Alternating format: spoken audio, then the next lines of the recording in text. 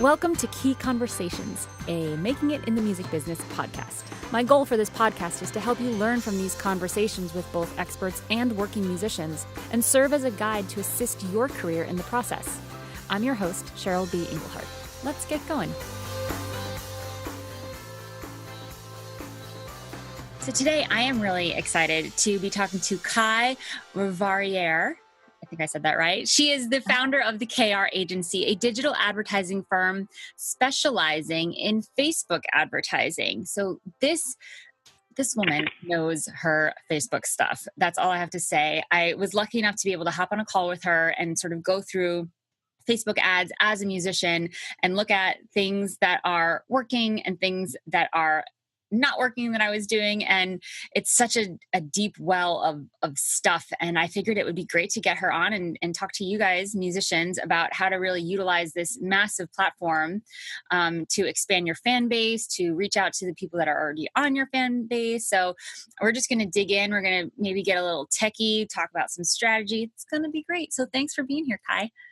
Thanks so much for having me, Cheryl. I really appreciate it. No problem. Oh, and for those of you watching the video, we were having some technical difficulties, so you'll see her gorgeous photo, but that's totally fine, and we're all awesome, and we're going to get over the fact that we don't have her video. Right? Great. So, well, first off, just a little bit about you. Like, where are you located? How did you get into Facebook ads, and specifically? Let's just start with that. Sure. So I'm currently located in Atlanta, Georgia, hot Atlanta. We actually, our team is actually all over the place, as a matter of fact. Everybody always asks me, where is your agency headquartered? And I say Atlanta because I'm here. But we have our team members are all over the world. We've got team members in Japan and Montreal, London. We've got people in California, in Florida, New York. So we're spread out all over the place, serving clients all over. So in terms of how I got started, I'd actually really gotten into marketing and advertising quite some time ago, but decided that I wanted to specialize in Facebook ads when I saw how incredible the ROI is. We were initially, the agency had started off actually in the print advertising space, and which is a great space to be in, particularly if you're very creative and you love coming up with really cool, innovative ways to get a particular brand out there. But we were seeing ROI on Facebook and social media generally that we simply just couldn't track or quantify at the same level when it came to billboards or print campaigns, that sort of thing. Right. And I got hooked. And I decided that I wanted to spend a lot more time, as social media outlets and platforms started becoming more advanced, and became way easier to target the right people. I decided this is definitely like a growing, incredible space right now. It's exploding right now, and it's exploding for great reason. And there's no reason why we shouldn't be on the forefront of that. So we started investing hundreds upon hundreds of thousands of dollars and tons of time into testing out landing page strategies and testing out various Facebook ad strategies for a host of different industries and niches, and really just trying to get down to the nitty gritty of what makes Facebook advertising work so much better than other platforms and other means. And we just kind of took off from there. We started to crack the code, so to speak, for a number of industries and niches, and things just sort of took off from there. Amazing. Well, thank you for doing all the research for us and letting me pick your brain for yourself. Sure. So I want to start, you've already mentioned this word landing pages, which is, when we're talking, I know you work with big businesses and corporations and everything, but I think most of the people that are listening to this podcast are musicians, either composers, producers, artists, band members. And I think by this point, especially if they've been listening to this podcast, they know that they need a good website that represents who they are and what they want, so that people that land there know what they need to do. So critical. Yeah. So what sort of things do you see that really work in terms of a landing page? And just so you know, when we're talking about like giving, like we sell our music, the things that musicians are selling are generally like digital products as music. Oftentimes we're giving away like our lead magnet is a bundle of free songs or an MP3 or something to entice someone to sign up for our mailing list, which is really where we can promote our shows and other merchandise and other things like that. So that's sort of what, you know, what we're selling. But what does an ideal landing page, what sort of characteristics do they have? And I wonder how we could apply them specifically to a musician's landing page. Sure, sure. So one thing that's important to remember, and this is across all industries, but particularly when it comes to the music industry, a clear call to action is really, really critical. So, for instance, if you're looking to grow an email list, and you want to build a page specifically towards that, right? So you want to have some sort of lead magnet, maybe it's a collection of songs or something like that. You want to make sure that, and I know it sounds obvious, right? But you want to make sure that you are clearly inviting your visitors and your traffic to say, okay, this is what I'd love for you to do. I'd love for you to check out these songs by providing me with your email address. And we'd love to then be able to give you a heads up on concerts and, what's going on with the band, or just, all that great stuff. It's really important to have that clear call to action that says, like, there's a button, and it can be very, very simple, but just make sure that you're providing that person who's visiting that page with a space where they can see that there's one thing, not just like, okay, well, here's here's a tape, or here's a track, or listen to this track, listen to this other thing over here. Oh, hey, you should totally buy a t-shirt, or hey, you should totally check out this new thing. Just one particular call to action is really, really critical. You want to make sure that you are helping them focus on the one thing that you want them to do. So that's really interesting. Like, it's really, really integral to the entire system. The other thing that's really important is making sure that you have a really strong, catchy, and eye-grabbing headline. That can be a really great space, especially in like the creative industry, because you guys are usually really great at that sort of stuff anyway, coming up with really interesting track titles or really interesting lyrics and that sort of thing. And it's if you can channel kind of that line of thinking and the mechanisms that you put in place for your strategy when you're creating that kind of great stuff, you can totally be able to create some really great headlines and really great copy. It's really helpful to, when you are creating headlines on your landing pages, that you are making it clear, like, what it is that what you're offering, what types of songs, what types of, like, what your genre is, what your mood is, what kind of experience somebody can get from actually, listening to your music. That's really helpful as well. That's awesome. And it sounds like all these things, like having just one thing on the homepage and an awesome headline, it's really to focus. Like, that seemed to be the word. And I know it's very tempting. And my website used to look like this. I'd had these very well organized sections, like new videos here, tour dates here, records here. Like, there was just so much. And I wanted to pack it all on one page just in case someone didn't go explore. Right. But I think that the opposite idea of having them focus and then having them intrigued enough to be like, all right, I'm going to click on this tour dates tab, and then this tab is okay. Like, to have that extra Absolutely. focus. Yeah. And it's not to say that you don't have to have all the other stuff on your website, but you want to be able to steer your traffic and your visitors to the things that are most pertinent and most interesting to them. And so you could have, maybe after they've opted into the email list to grab, your collection of songs, at that thank you page, there's, hey, thanks so much. We've got this, we've got our great songs in your inbox. And hey, if you're interested, here's a list of our concert dates for the next month, quarter, what have you. Right. And then kind of take it from there. So that you're always providing them with the information that you want them to have and the information that they'd be interested in having, but not all at once. So that they're not getting terribly distracted by, all of the amazing things that you guys have to offer. That's really critical. Yeah. And I love that, taking advantage of the thank you page, not just being like, thanks, check your inbox, but thanks, check your inbox. Also, maybe it's go follow me on Spotify, or if you're on tour, here are my new tour dates, or if you have merch to sell, like you can get them focused again on and do another thing. So that's awesome. Absolutely. Very cool. Okay. So now we've got the perfect landing page. So this is, I wanted to talk about that first, because I know that a lot of Facebook ads for musicians, we focus on getting people to our landing page, right? Instead of sending them to SoundCloud or something, we want people to see our brand. So it makes more sense to spend money to get people to our website, where we want them to do something specific. It's in our voice, it's with our brand colors.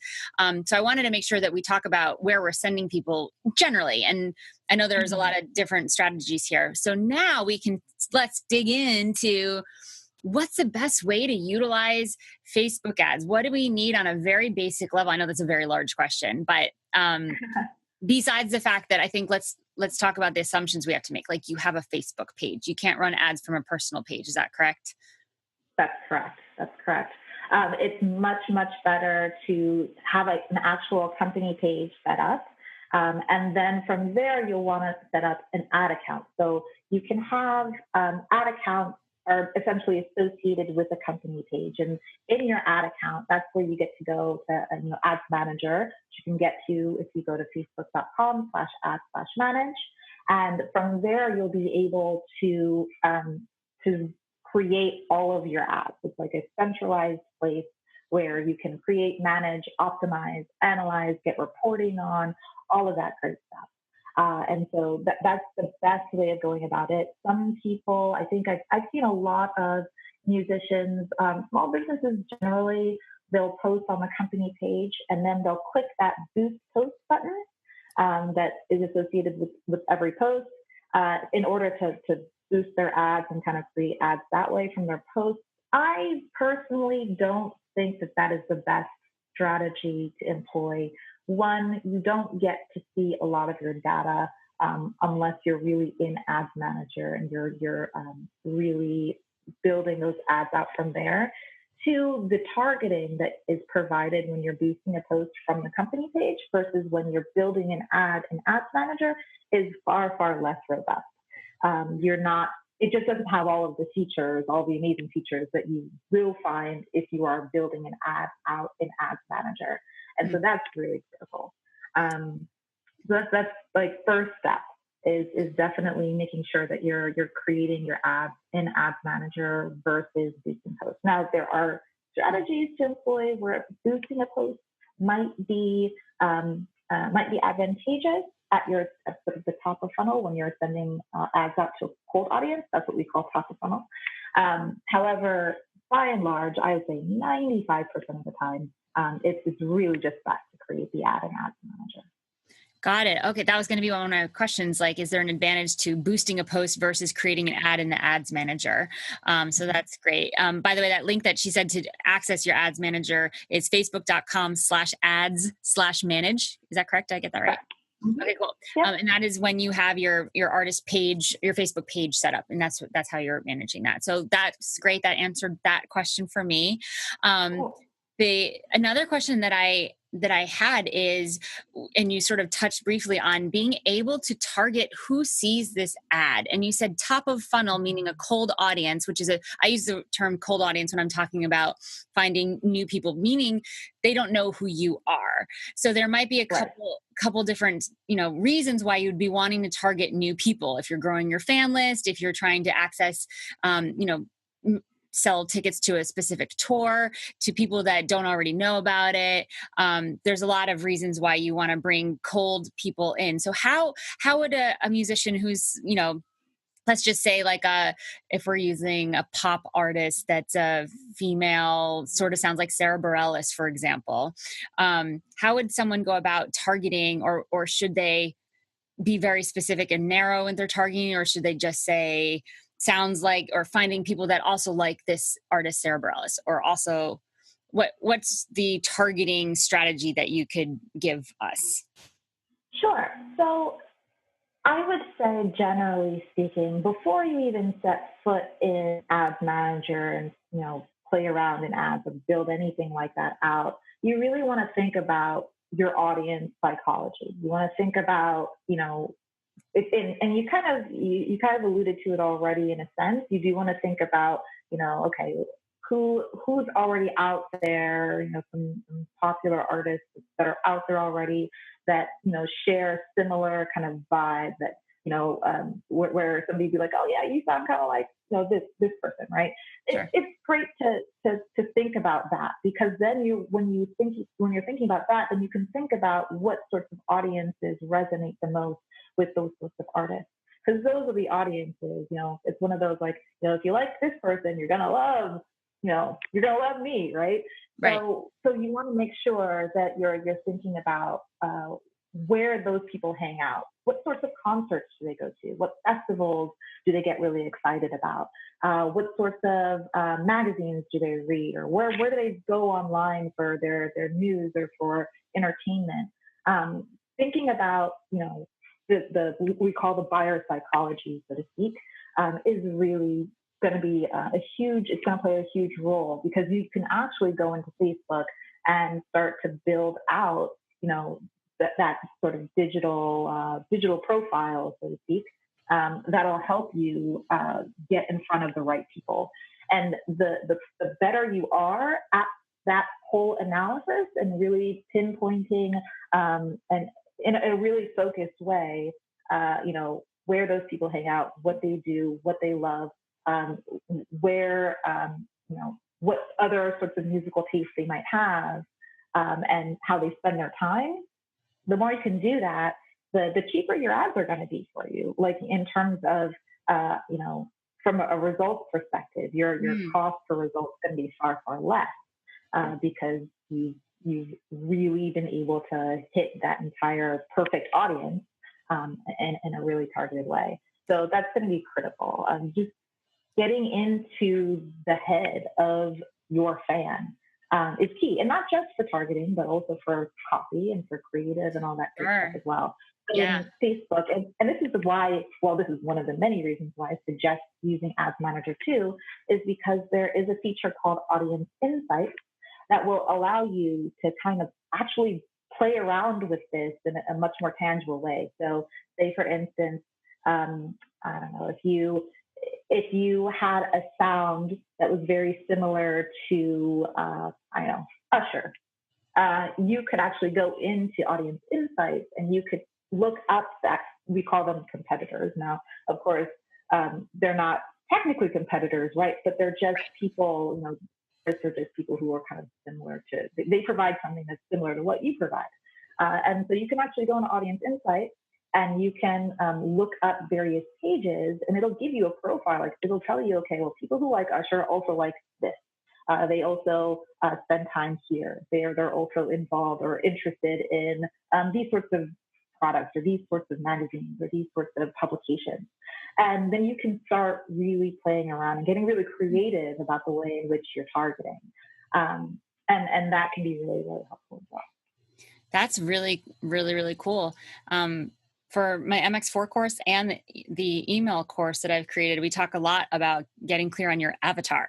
That one person, like, what's their story? Not just like, oh, my target audience is 18 to 65-year-olds, women and men. Like, that's not going to help anyone. But getting a very specific story doesn't mean we're eliminating other people. It just means that we are targeting this one person and making decisions based on what we believe that they would be really psyched about. So that's really great that it makes sense. Even here in Facebook ads, in the ad manager, and the Audience Insight is a really, really great way to, even if you're not going to make an ad, just to find out that data. What are they into? Where do they hang out online? And awesome. Yeah, for sure. And I'm going to give you one more strategy that's going to be really effective as well. So when it comes to targeting, and this is if you've already got a website established, if you've got traffic that you're sending to that website, perhaps you've got an Instagram profile, you've got Twitter, and you're sending traffic to your site, you can actually use, and this is actually really critical, I would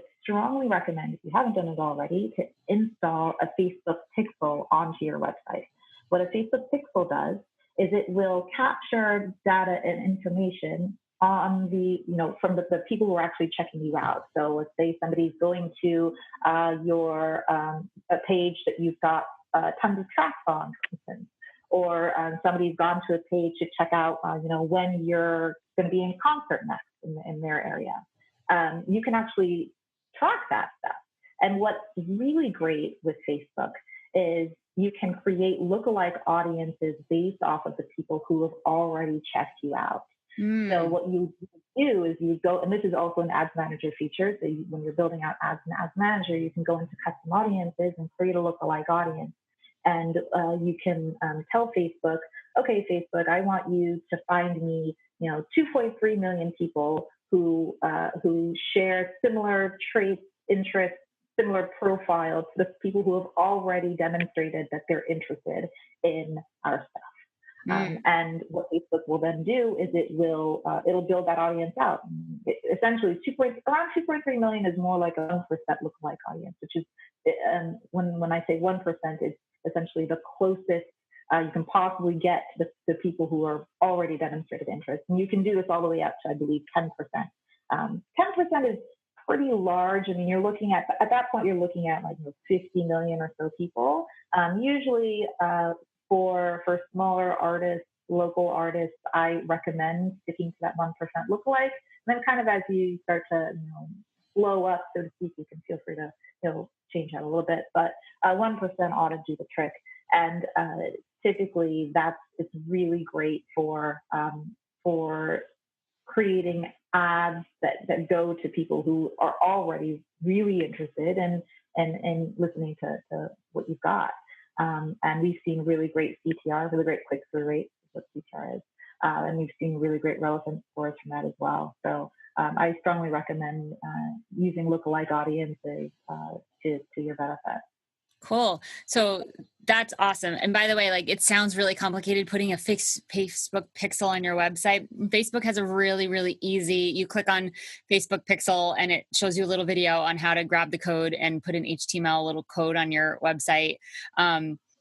It's very, very, very simple. And it's really interesting information. Once I did it, I was like, oh, whoa, I could create ads based on that. It's all makes a lot of sense once you sort of start to dig in the ads manager and you start to see this. So the last, this is also a deep question, and I'm asking for the simple version from you because I don't know how to explain it simply, but there's campaigns and ad sets and then the actual ad, you sort of see these tabs once you get into the ad manager.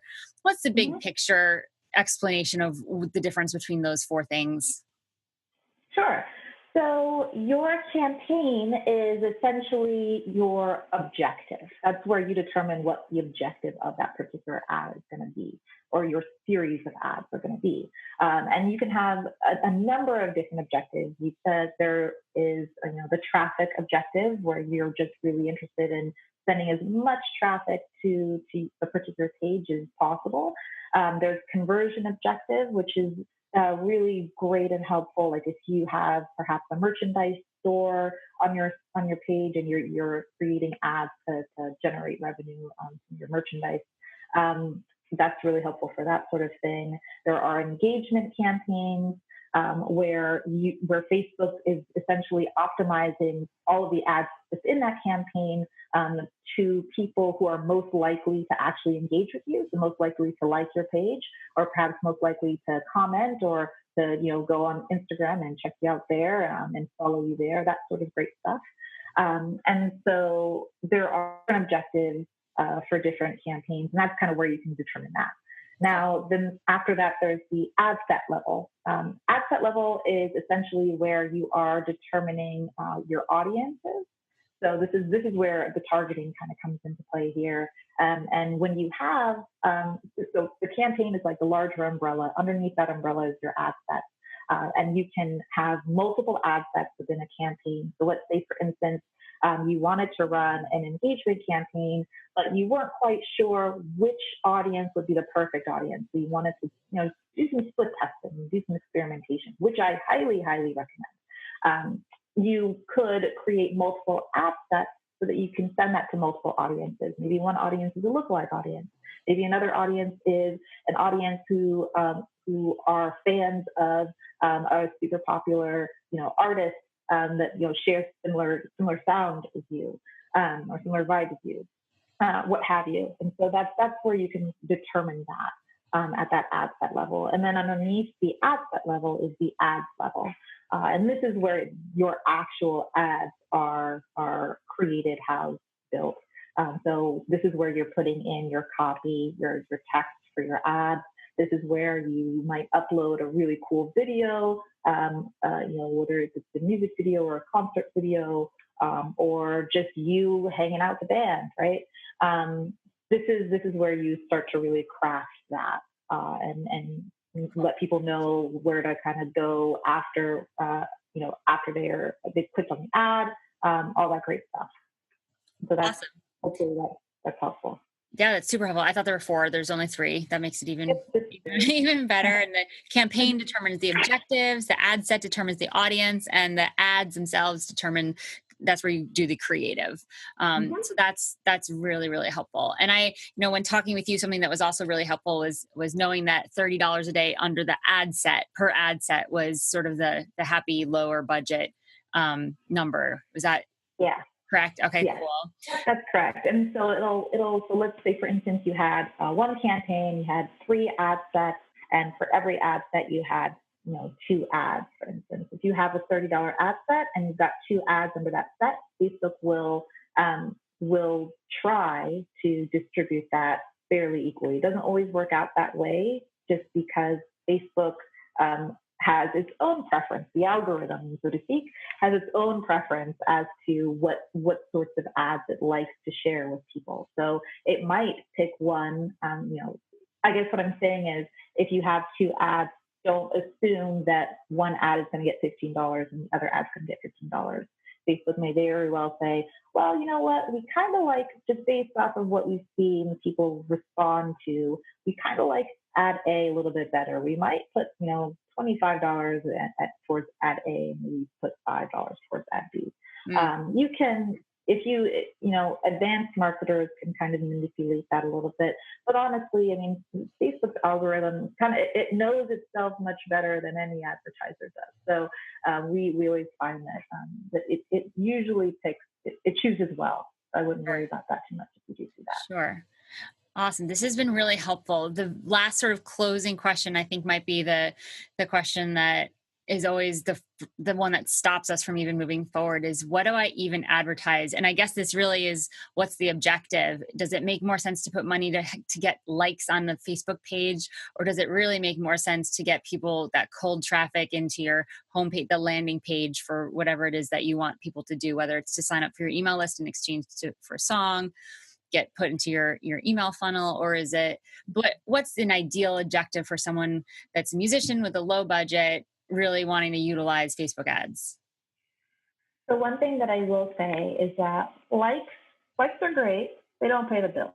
Yeah. You can definitely, and in the world that we live in, that's so driven by social media and the number of follows and likes and this, that, and the other. I find a lot of musicians want to focus on that. But at the end of the day, it's really going to be about your true following, the people who are actually listening to your music and loving your music and telling other people about your music. That's how you really get out there. And running ads for likes is probably not going to be the best. Well, it's definitely not going to be the best strategy for you. I would definitely recommend running ads to put yourself out there. Whether, let's say, if you've got a tour going on, or if you're going to be you've got a concert, in the next to be over or something like that. That's what you want to run ads to. If you've got a bundle of tracks that you'd love to get out there, that's what you want to run ads to. Or even if you just want to build your email list. Now, that's the following that I can personally get behind, because at the end of the day, when you grow your email list, you're able to control the conversation, so to speak, in a much, much more much more real way than you ever could if you were posting on a company page and hoping that people, somehow that post magically makes its way into someone's newsfeed. We find, especially these days, that the percentage of organic views from company pages, business pages alike, are declining at a rapid pace.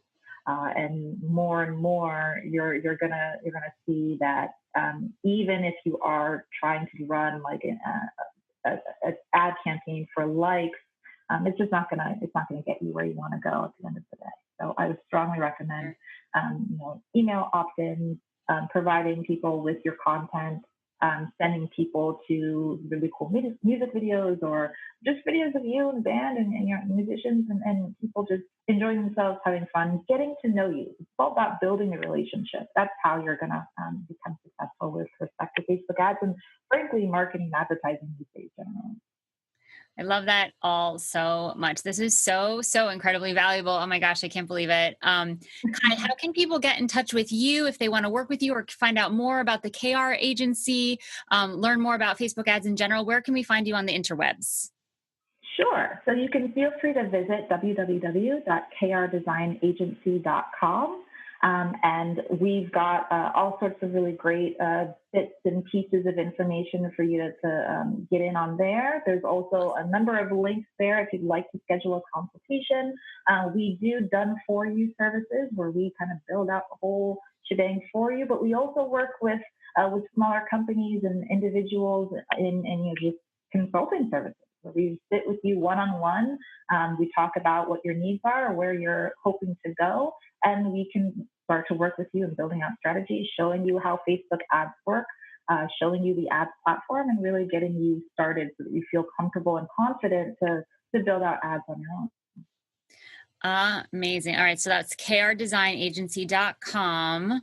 And this is so awesome. We may have to do a follow-up one. If you're listening, leave comments in iTunes and YouTube and let me know if we should probably do a follow-up. They're so packed valuable and I could probably keep going with questions for the next 2 hours, but, thank you so much for being here and for giving us so many gold nuggets. You're so welcome. Thank you for having me. This is awesome.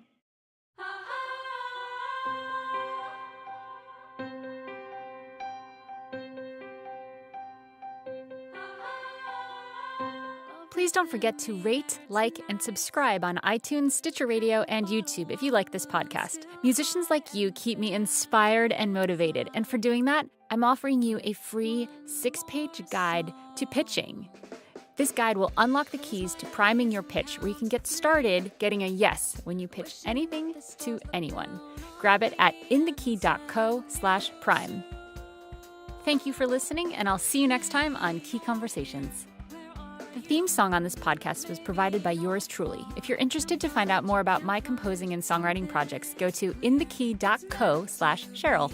If you're a musician looking to get some real results for your music career, then head to inthekey.co/results, where I've created a bunch of different kinds of resources just for you. Key Conversations is sponsored in part by BANDZOOGLE. They make it easy to build a beautiful website for your music. Their step-by-step system gets you online in minutes, and you can choose from hundreds of mobile-friendly themes and customize them with their point-and-click editor. All of the features you can imagine for a possible website are built in. So, because you're a Key Conversations podcast listener, you get a special month free trial plus 15% off if you do decide to sign up, just for you. Go to inthekey.co/make-a-site to get the offer. Pretty sure that you're the missing part.